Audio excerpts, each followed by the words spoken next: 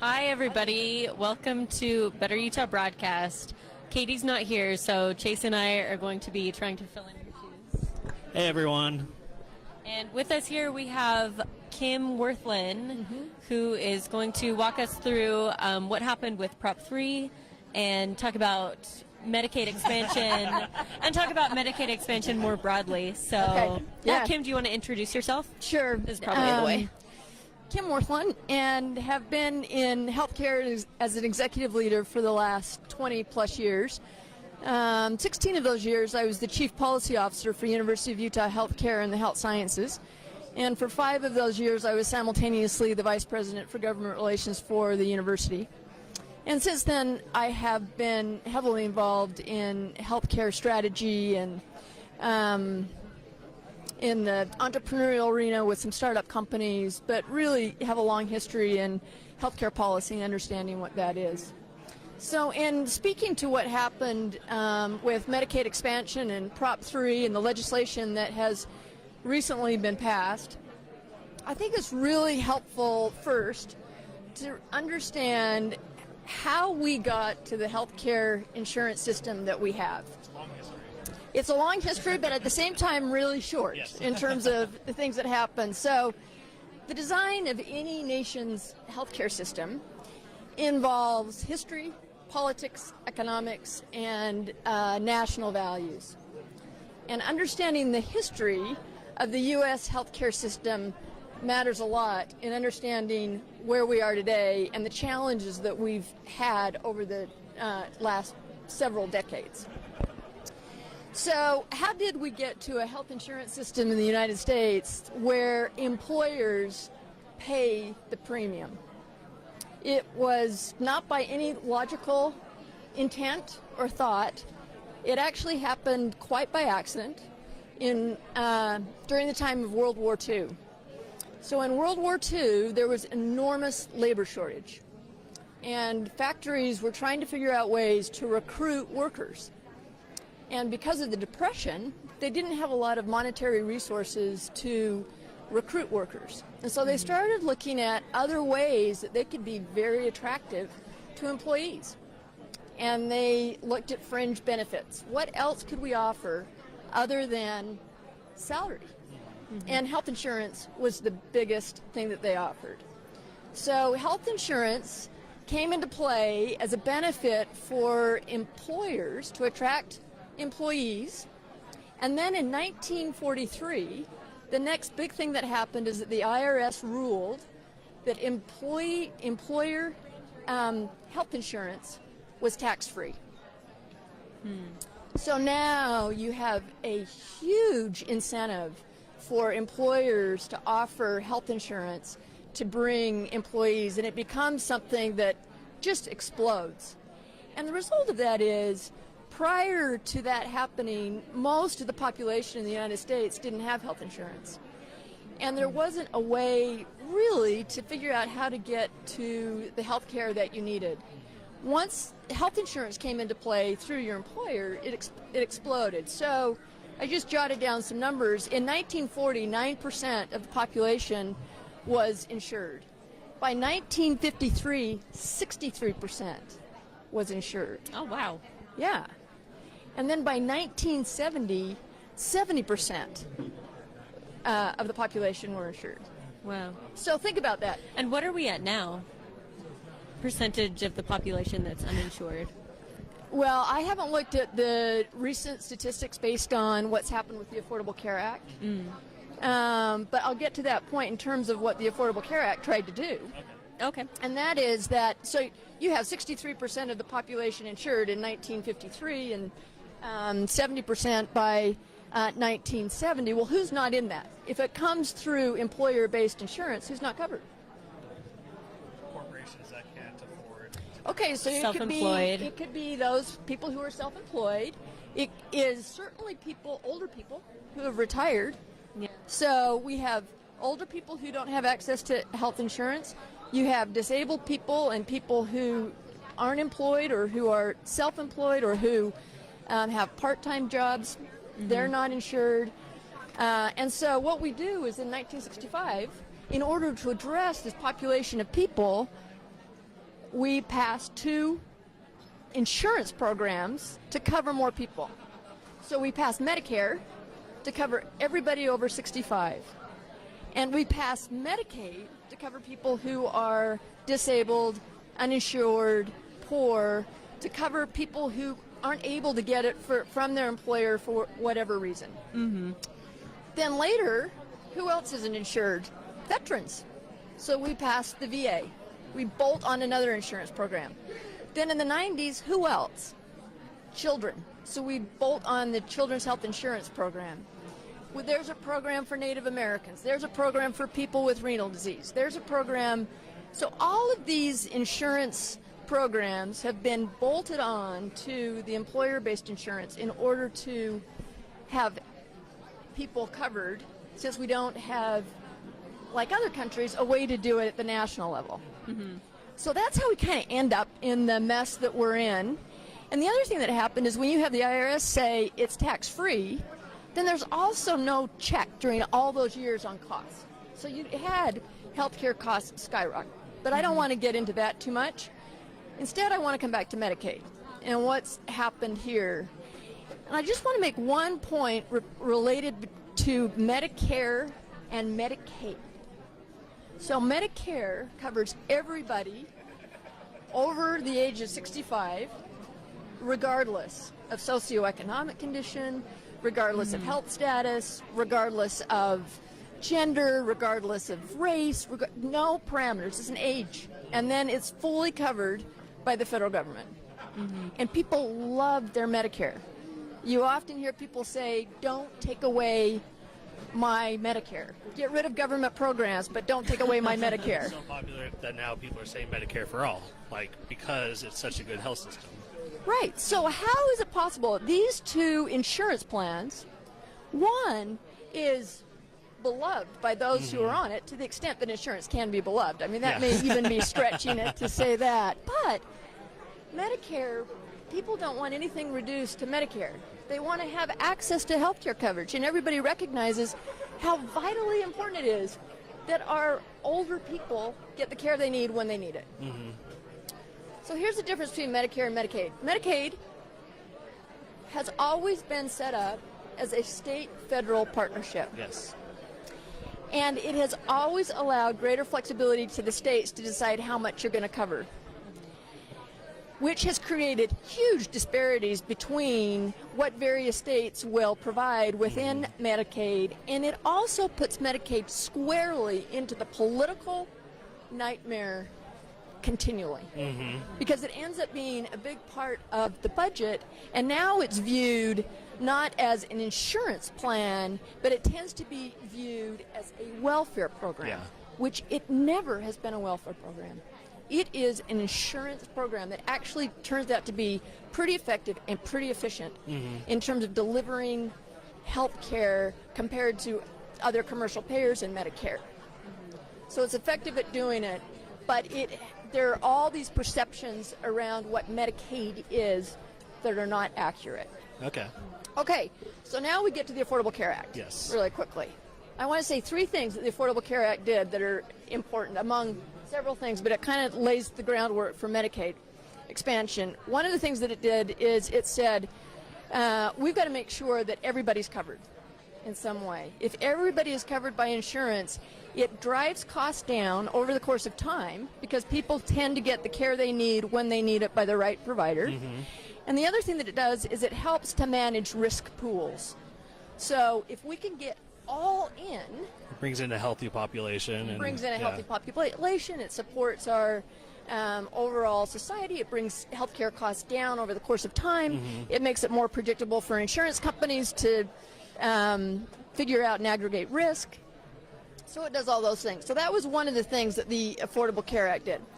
The other thing that it did is it said we don't want any barriers to primary care and preventative care. We want people to be able to get that because we also know that that saves money. Saves money, helps people stay healthy, which has an impact on their ability to work, to take care of their families, to contribute to the economy. So no barriers to preventative care and primary care. And then finally, it said we want to shift the incentives. We want to align incentives so that we're getting more value rather than just a lot of procedures and surgeries. We want to line up our value and not just volume, so to speak. Okay, so that Affordable Care Act executes on those policies through the healthcare system as a whole, payers, providers, everybody. One of the things they realized is are going with an expansion, they're going to see huge impact, huge cost. Yeah. It's expensive. Mm-hmm.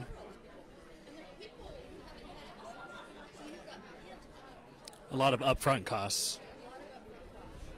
And so it's that states can't do that. So what we're going to do is for all those new people that are going to come on, up to 138% of the poverty line. So the Affordable Care Act said expand Medicaid up to 138% of the poverty line, and then from 138 to 400%, there will be tax credits available for people to get supplemental help to get the coverage they need on the exchange. Okay. Okay, so that's a huge leap forward. And for that 100 to 138, the federal government said, we're going to pay 100% of those, of that increase. States, you pay nothing. 100%. And then it's going to come down over the course of time to a place where the feds will pay 90%, states pay 10%. States have a choice. And our state, as we know, has said, we are so worried that at some point in the future, the federal government is going to not be able to pay at the 90% rate, that we would rather forego 100% of those dollars that are going to come in and pay for that increased population of people to give them access to Medicaid. And so we're not going to do it. Okay, so now we come to the expansion where the voters said, oh, yes, we are. Yeah. Yeah. We've been waiting for 4 years. Every year there'd been a little tiny increase or none at all. And then Prop 3, Utah Decides Healthcare, would have fully expanded Medicaid under what the Affordable Care Act envisioned, correct? That's correct. Okay. Okay. And what it practically means is that people who currently are very expensive, who aren't able to work, who aren't able to contribute in the way they'd like to in society, don't have access to health care because there's no way to get insurance. Okay, so the main battle between essentially the whole disagreement, the whole thing with what was just passed and what the voters passed comes down to only a couple of things. Our state legislators believe that the people who fall between 100% of the poverty line and 138% of the poverty line could qualify for tax credits. Yes. And could thus get coverage that they could afford on the exchange. And in their minds, that would be the federal government continuing to pay 100% of the costs for those people. Well, is what they were saying. Here's what this is the important point. So they have to get a waiver. Because the federal government has already said, no, we don't pay 90%. We're at 90-10 now, not 100%. So 90-10. We don't pay 90 for an expansion up to 100%. We pay 70. Because that's what's in the law. That's what's in the law. If you want to take advantage of Medicaid expansion, you have to expand up to 138%. And we will cover that expansion up to 138%. And so our legislators are wanting to get a waiver and risk getting more people covered and risk and not bring all that money in because there could be a handful of people that would qualify for tax credits, which actually doesn't make a lot of sense because those people are already going to be covered by the Affordable Care Act. I mean, the 10% is negligible. Yeah. So that is the biggest thing that they're fighting over, and what they've done now is to say we only want it to 100% of the poverty level. And the thing about those people that are now forced to go onto the exchange or already were for that subsidized health insurance, That goes up to 138% of the federal poverty level, which 138% sounds like a lot, but for the federal poverty level, that's $16,000 a year for an individual. I think $28,000 a year for a family of three, which if you're making that much money, you have to pay rent, you have to buy groceries, you have to do everything else just to live, and then to pay for these deductibles and monthly payments or whatever you have to do, even though it is highly subsidized, that's still a lot of money for these people. Well, Chase, and that's the really critical point. Yeah. And that is that 100% to 138%, that may still price people out of the insurance market, even though they would qualify for tax subsidies. It still may be too expensive for them to get. The federal government said on the tax subsidies, they were really looking at 138%, so 139% to 400%. Yeah. Then you still get tax subsidies. So I'll say two other things about this as it relates to what legislators are saying and this bill that passed. The other thing is the work requirement. So they're wanting to go. That's work another efforts is what they're terming it as work now. effort, volunteer. Yeah. Okay. So I can't imagine having the situation where I'm sick. I have, some chronic condition. I have lupus as an example, and I would love to work, but I need to get well in order to go to work, and I have no access to health insurance. I don't have access to the care I need when I need it. I don't have continuity of care, and now I'm being told, shame on you for getting sick. In order to get the health care you need through insurance, you need to go out there and be actively working to get a job that you may not be able to keep because you're not well. So, and then the other piece is this notion of self-sufficiency. Health care is your health is the foundation of self-sufficiency. Yeah. That's what gives you self-sufficiency. If you're healthy, then you're able to take care of your families, you're able to get a job, you're able to be a contributing member of society, you're able to do all the things that every single one of us wants to do as human beings. We want to be self-sufficient. We want to contribute. But if somebody comes and says, you aren't demonstrating self-sufficiency because you are ill, that makes no sense. It is all about self-sufficiency, and the way that we cultivate and grow and support self-sufficiency is by ensuring that people have access to health insurance so that they can get access to the care they need when they need it and stay healthy. Yeah. I completely agree with everything you said.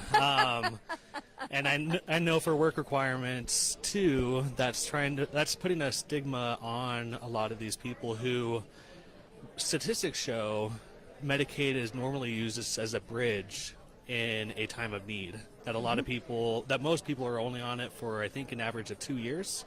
And so it's while they are getting better and then they're able to be self-sufficient, like you're saying. Well, and so, exactly. I mean, what I would say, too, if you think about Medicaid as a health insurance program, which is what it is, all of us have access to programs that bridge gaps in our work, right? So if you're employed and you have health insurance and you get sick and you've got to take a bunch of time off, then you can get access to the Family Leave Act, right?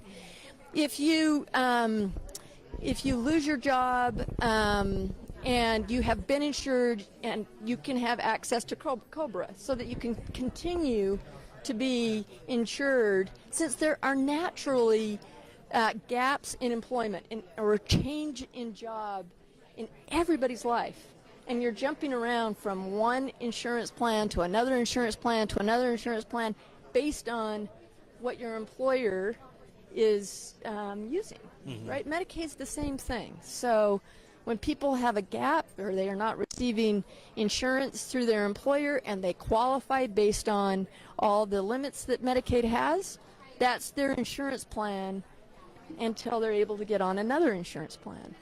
But the goal is not to have people get off insurance plans. The goal is to have them continually insured.